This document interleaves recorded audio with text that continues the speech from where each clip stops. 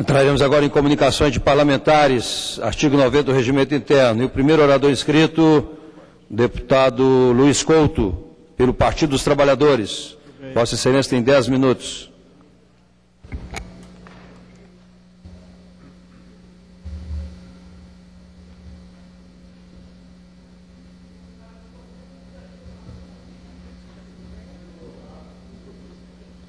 Senhor presidente, senhores deputados, senhoras deputadas, a Carta Capital dessa semana, senhor presidente, traz uma matéria. Essa matéria ela fala sobre a questão da tortura. Nada de bom, nada de novo, tem 500 anos, mas só com o golpe ganhou nome certo. Uma pesquisa feita pelo Núcleo de Estudos da Violência da Universidade de São Paulo, onde foram ouvidas mais de 4.000 pessoas em 11 capitais em 2010. E há a prova da descrença de grande parte dos brasileiros nos direitos humanos está embutido na resposta a esta frase. Os tribunais podem aceitar provas obtidas através de tortura? Em 99, pesquisa da mesma instituição apontou uma clara discordância em rejeitar a associação entre a expressão direitos dos bandidos e, ou seja, foram a discordância da frase com 71,2% das respostas. Em 2010, senhor presidente, a discordância tinha caído para 52,5%.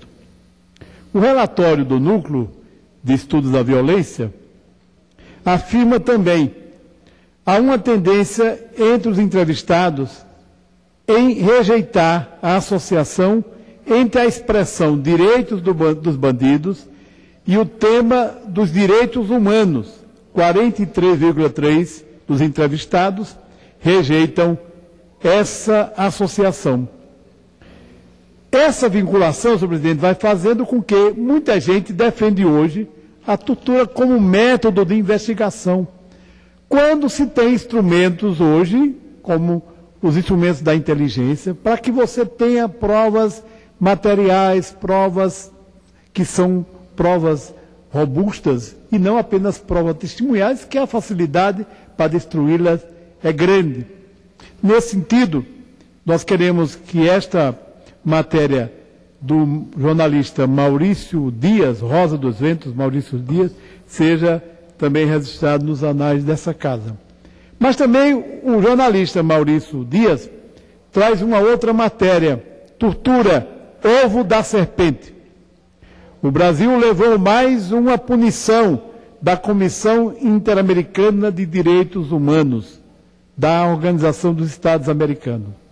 O Estado brasileiro reconheceu a responsabilidade pela violação dos direitos à vida e à segurança da pessoa no caso da morte do cadete Márcio Lapuente, em 1990, durante curso de formação de oficiais da Academia Militar das Agulhas Negras, AMAN. Há inúmeras mortes como essas nos quartéis brasileiros. São ocultados pela inoperância ou cumplicidade do Ministério Público Militar ou por influência dos generais que, mesmo na democracia, se julgam acima das leis. E é claro, senhor presidente, nós verificamos cada vez mais a incidência de pessoas que são vítimas dessa violência. O treinamento, a capacitação é para, ou seja, transformar aquele policial num bicho, num animal, sem consciência, sem sentimentos.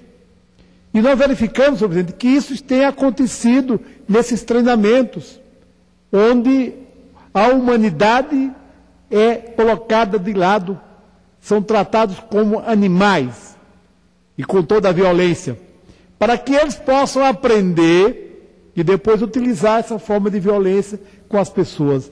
Nós queremos dizer que o governo precisa cuidar dessa questão da tortura. O ministro Zé Eduardo Cardoso tem trabalhado nesse sentido. Nós esperamos um basta a esta situação, porque tortura não pode ser utilizada como método de investigação. Hoje nós temos estruturas modernas para investigar do que a tortura, porque a tortura ela destrói a pessoa, destrói a dignidade, ela é um crime contra a humanidade e nós não podemos aceitar que ela continue sendo utilizada como forma de investigação em inquéritos policiais. Mas, senhor presidente, também aproveito hoje, dia 11, no meu estado, lá em Guarabira, está ocorrendo um seminário. O seminário é o primeiro seminário sobre violência doméstica no agreste paraibano, perspectivas de Estado, direito e sociedade. No auditório do Colégio da Luz, e tem uma programação aqui com a presença do 2º Tenente Jonas, que vai falar sobre a análise criminal da violência doméstica no agreste paraibano, uma conferencista, a professora Ana Maria Carolina Gondim, que é mestrada, que é mestre, e também o promotor Marinho Mendes Machado, que é um grande promotor que tem cuidado sempre disso aqui. Haverá mesa redonda e uma conferência promovida pelo doutor Luciano do Nascimento Silva. Então, nesse sentido, eu queria parabenizar o companheiro Balbino, Antônio Balbino, que nos representa neste seminário, e como ele diz já, 200 cópias da Lei Maria da Penha, ele repassou para a organização como doação desse parlamentar, para que efetivamente nós possamos dar um basta à violência contra as mulheres ou à violência doméstica. Finalmente, senhor presidente, 3 situações que... Uma primeira é a aprovação no Senado do projeto de lei 209 de 2003, que acaba com o rol de crimes antecedentes, como sequestro ou tráfico, que hoje são necessários para se comprovar e punir a prática de lavagem do dinheiro. A proposta, aprovada pelos senadores, segue agora para a sanção presidencial para ser convertida em lei. Que fortalece o combate à lavagem de dinheiro. Esperamos que efetivamente seja, de fato, um instrumento importante para que nós possamos impedir que o nosso dinheiro, que deveria ser aplicado em políticas públicas, que é desviado, normalmente é usado para fazer lavagem para o crime organizado. O segundo assunto, senhor presidente, é positivo. No sentido de que investimentos do governo federal na expansão das universidades federais faz duplicar o número de vagas em 7 anos. Ou seja, senhor presidente, as vagas que em 2003 eram 638 mil, passa para 2011, passou para 1 milhão de vagas nas universidades públicas federais. Então, esse é um aspecto importante que nós gostaríamos de registrar e que parabenizar o nosso Ministério da Educação por essa ação.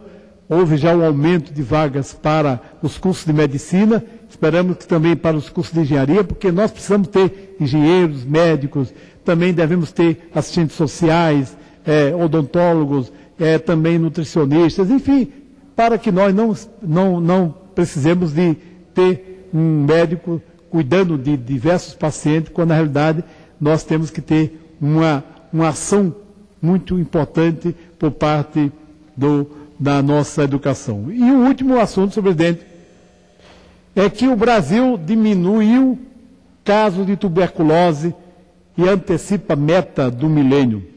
O Brasil conseguiu antecipar uma das metas dos objetivos do desenvolvimento no milênio, ao reduzir o número de pessoas com tuberculose em 38,4% e a taxa de mortalidade para 35,8% em 10 anos.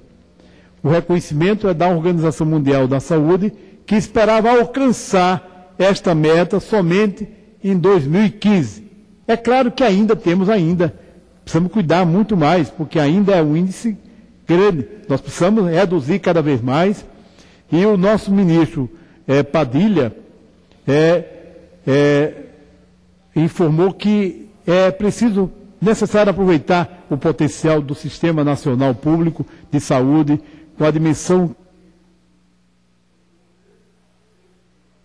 Tem um campo forte de pesquisa clínica para pesquisar e adaptar aqui essas novas tecnologias e medicamentos no combate à tuberculose. Então, nós queremos também parabenizar o Ministério da Saúde pelo cumprimento dessas metas. Esperamos de que nós possamos reduzir cada vez mais, porque não é possível que ainda nós temos brasileiros que venham morrer por causa da tuberculose, quando nós podemos trabalhar para que esse percentual possa chegar a zero ou diminuir, para que nós não tenhamos pessoas morrendo ainda por tuberculose. Era isso, presidente, que eu gostaria de expressar nesse momento e que falo pela comunicação parlamentar. Muito obrigado, senhor presidente.